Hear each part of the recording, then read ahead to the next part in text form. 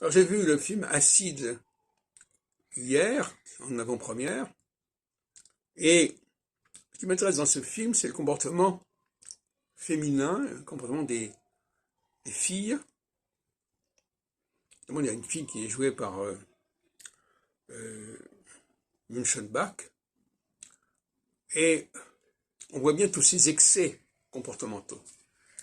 Alors le cinéma permet justement de décrire des comportements féminins, notamment, dans leurs caractères excessifs, dans leurs excès, alors que c'est interdit de le faire dans la réalité, si on peut dire.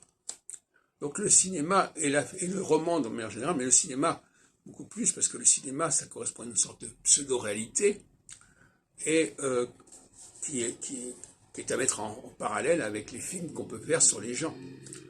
Aujourd'hui, on peut faire des vidéos sur les personnes, comme on peut faire des films. Mais il y a beaucoup de choses qu'on voit dans la rue, dans les transports en commun, dans les groupes, qu'on n'a pas le droit de filmer, qu'on n'a pas le droit de mettre en ligne. Ce sont des vérités comportementales. Par exemple, montrer que certaines personnes se regroupent par catégorie, par apparence, par sexe, par race, etc. On n'a pas le droit de le dire. Mais par contre, on peut le montrer d'une manière ou d'une autre sur le film. Inversement, on peut aussi faire des films complètement fictifs où l'on présente des situations qui n'ont aucun rapport avec la réalité. Par exemple, dans les cinémas américains, on présente souvent des Noirs en position de contrôle et de supériorité et d'autorité. Est-ce que ça correspond à la réalité sociale? C'est une question qui peut se poser. Il y a un message, en tout cas, dans ce sens.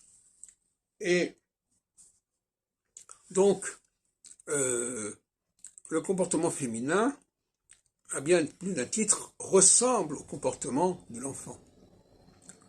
Il y a des similitudes assez marquantes. C'est pour ça que quand on dit que les hommes sont des grands enfants, alors qu'est-ce que c'est que les femmes?